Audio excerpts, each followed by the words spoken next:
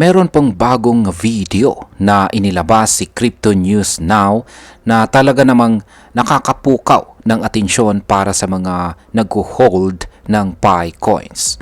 At ang tanong po dito ay dapat mo na bang ibenta agad si Pi lalo na ngayong nasa 0.50 lang ang kanyang presyo? Ngayong panahon ng market dip, marami ang natutokso na i-convert agad si Picoin sa fiat or stable coin. Pero teka lamang, ayon po sa video na ito ay may 5 malalakas na dahilan or 5 powerful reasons kung bakit baka pagsisihan mo ang desisyong yan. Kaya yan po ang siyang ating pag-uusapan sa video na ito. Pero bago po tayo magpatuloy ay pakibasa na lamang po muna ang disclaimer dito sa ibaba ng ating screen. Yan, dito po tayo sa unang dahilan. Ayan, kung bakit maaari po nating pagsisihan ang pagbebenta ng ating Picoin ng maaga. Ayan, at ang unang dahilan ay napakadaling gamitin unang dahilan ay bakit napakadaling gamitin si Pi Network. Ayan, hindi po gaya ng iba na kailangang bumili ng mamahaling computer rigs o mag-aral po ng matagal tungkol sa blockchain. Si Pi ay ginawa po para sa mga ordinaryong tao. Oo, ikaw po na nanonood ngayon, nanonood nito ngayon, ang kailangan mo lang ay smartphone at konting tiyaga sa pag-tap araw-araw or pagpindot ng button sa application ni Pi ng araw-araw.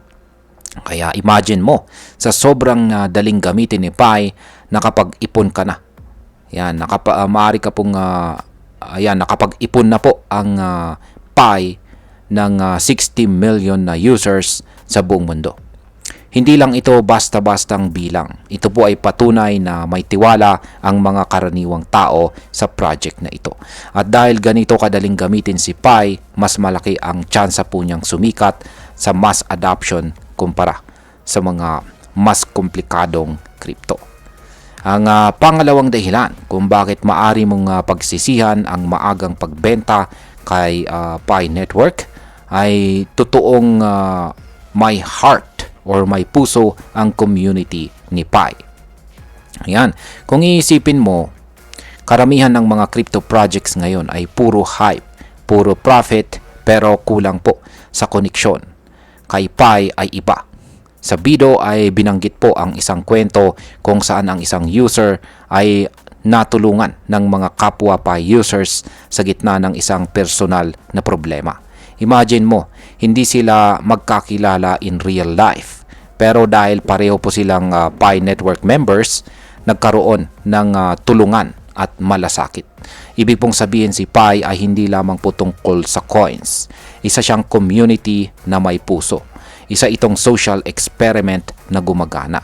At sa mundo ng crypto na punong-puno ng scam at impersonality, napakahalaga po nito. Yan, at ang pangatlo ay hindi dapat po katakutan ang delay sa development. Yan, tama. Marami po ang nababahala dahil tila mabagal ang development ng Pi Network. Pero kung babalikan po natin ang kasaysayan, ganito rin ang nangyari kay Apple noong 90s. Maraming nagsabing patay na si Apple noon. Pero behind the scenes, tahimik lang silang bumubuo ng product na babago sa mundo. At yan po ay ang iPhone. Ganito rin daw ang ginagawa ng Pi Core team. Yan, hindi sila nakikisabay sa hype or quick bumps. Mas pinili nilang buuin ang isang long-term na system. Kung totoo ito, baka itong delay na kinaiinipan ng marami ang maging dahilan kung bakit magiging solid si Pi sa hinaharap. At ang pang-apat ay ang ginagamit si Pi sa totoong transaction. Ito na ang isang malaking factor na hindi po basta-basta real-world usage. May mga ulat ng mga restaurant, freelancers at maging mga dentista na tumatanggap na ng bayad gamit si PiCoin. Hindi raw ito fake news sapagkat ayon po sa video ay nangyayari ito ngayon. Ibig sabihin ay hindi lamang po si Pi ay basta token sa app. Unti-unti na siyang nagiging currency. At yan po ang tunay na layunin ng crypto. Maging isang alternative na paraan ng pagbabayad na hindi dumadaan sa centralized system. Kung ngayon pa lang ay tumatanggap ka na ng Pi, paano pa kaya kung naging fully open mainnet na po siya at siya na po ay nalista sa mga malalaking exchanges. At ang panglima or panghuli ay handa na si Pi para sa global crypto wave. Nitong mga nakarang taon, ang paggamit po ng digital coins sa pagbili ng kape ay parang biro. Ngayon, isa na po itong realidad. Sa bansa gaya ng El Salvador, ginagamit na si Bitcoin bilang legal tender. At dito sa Pilipinas, dumarami ang gumagamit ng GCash at ibang digital wallets. Si Pi naman, na may massive mobile first user base, ay nasa tamang position para sakyan ang global trend na ito. Dahil mobile friendly po siya, pwede siyang i-integrate sa mga bagong financial systems sa mga developing countries. Kung ibebenta mo si Pi ngayon, baka ma-miss mo ang pagkakataon na makita siyang maging susunod na mainstream crypto. Pero hindi ba bagsak si Pi ngayon? Ayan. Yan po yung isang malaking tanong. Yan, bagsak po si Pi ngayon. At meron po tayong mga videos kanina na nagpapakita na mukhang patuloy pa itong makakaranas ng pagbagsak. Kaya, ayan, totoo pong bagsak siya. Simula pa noong nakalipas na buwan ng March, bumaba po ng sobra ang value ni Pi.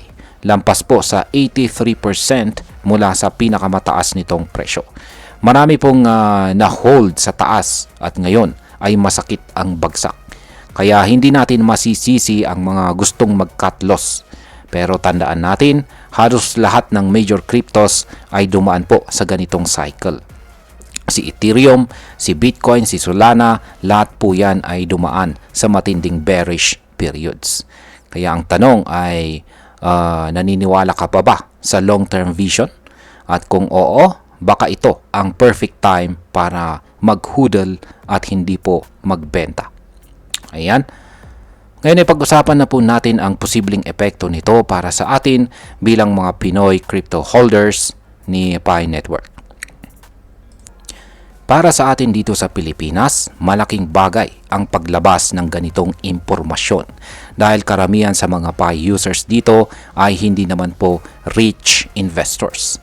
Karamihan ay masa, mga OFW, estudyante o simpleng manggagawa na umaasang si Pi ay magiging financial breakthrough nila.